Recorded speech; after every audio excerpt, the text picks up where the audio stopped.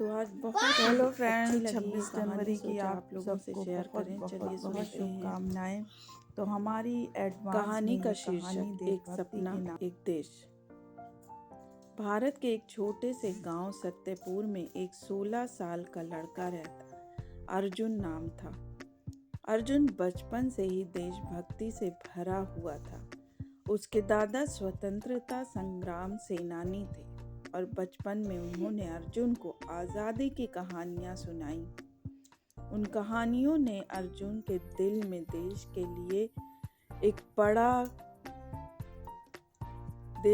लिए कुछ बड़ा करने का जज्बा पैदा किया। 26 जनवरी का दिन पास आ रहा था और उनके स्कूल में गणतंत्र दिवस के उपलक्ष्य में एक भारत एक भाषण प्रतियोगिता होनी थी। उन्होंने फैसला किया कि वो ऐसा भाषण देगा जो हर किसी के दिल को छू ले। लेकिन समस्या ये थी कि अर्जुन को बोलने में झिझक महसूस होती थी। दादा की प्रेरणा। एक रात अर्जुन अपने दादा के पास गया और उसने मदद मांगी। दादा ने मुस्कुराते हुए कहा, बेटा, देशभक्ति का मतलब सिर्फ लड़ाई करना नहीं होता। अपने देश के लिए जो भी काम करो, दिल से करो और हाँ, डर से मत हारो। डर हमेशा मन का दुश्मन होता है।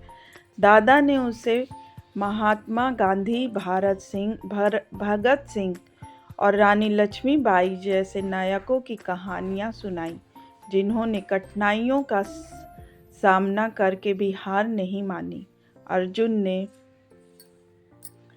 ठान लिया कि वो अपना डर छोड़कर पूरे दिल से तैयारी करेगा।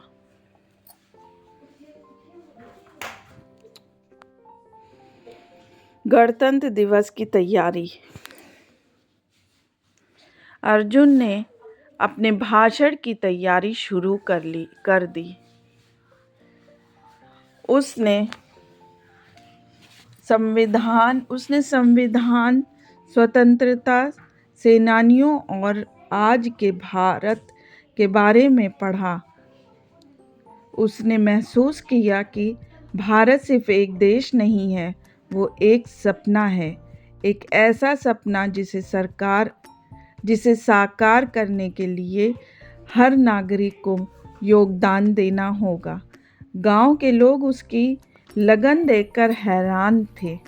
उसकी माँ ने उसे झंडा फहराने के लिए एक सफ़ेद कुर्ता पजामा दिया और कहा, जब तुम मंच पर बोलोगे तो याद रखना कि हर शब्द में भारत का नाम बढ़े। गणतंत्र दिवस का दिन। 26 जनवरी की सुबह आई। पूरा गांव तिरंगे झंडे से सजा हुआ था। लोग स्कूल में जमा हुए। झंडा फहराने के बाद अर्जुन का नंबर आया। उसने मंच पर कदम रखा और भीड़ की ओर देखा।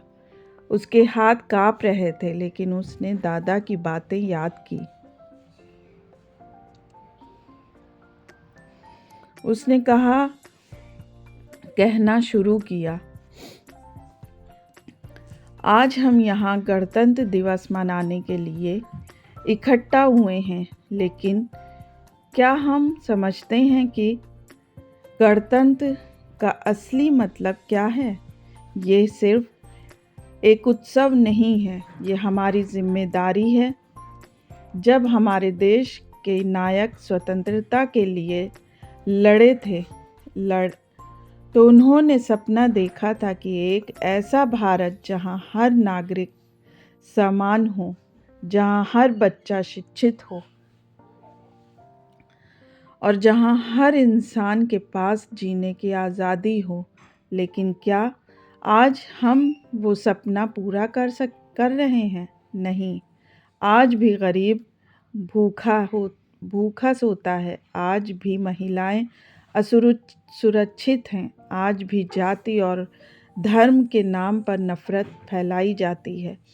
वो हमारी जिम्मेदारी है कि हम इस देश को सही मायनों में महान बनाएं। गणतंत्र दिवस का मतलब सिर्फ झंडा फहराना नहीं है। इसका मतलब है कि हम अपने कर्तव्यों को समझें। अगर हम एक अच्छा नागरिक बनेंगे तभी हमारा समाज सशक्त होगा। मैं अर्जुन अब आपसे वादा करता हूँ कि मैं अपने देश के लिए हमेशा मेहनत करूँगा। क्या आप सब भी वादा करेंगे? पूरा गांव प्रेरित। अर्जुन का भाषण खत्म हुआ। वहाँ मौजूद हर किसी की आंखों में आंसू थे।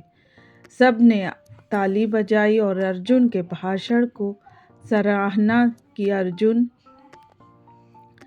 अर्जुन ने गांव वालों के दिलों में देशभक्ति का एक नया जोश भर दिया। उस दिन अर्जुन को स्कूल की प्रतियोगिता में पहला इनाम मिला, लेकिन असली इनाम वो था कि उसने अपने गांव को ये एहसास दिलाया कि देशभक्ति सिर्फ एक दिन का काम नहीं है, ये हर दिन का कर्तव्य है।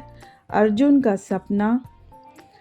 अर्जुन बड़ा होकर एक सैनिक बना और देश की सेवा में जुट गया। उसका सपना था कि हर गांव, हर व्यक्ति अपने कर्तव्यों को समझे और देश को महान बनाए।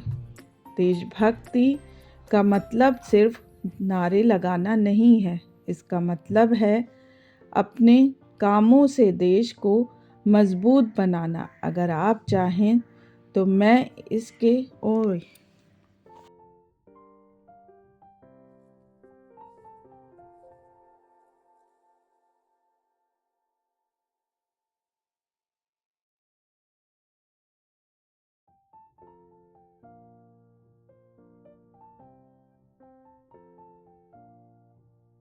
तो बस यही हमारी देशभक्ति की कहानी।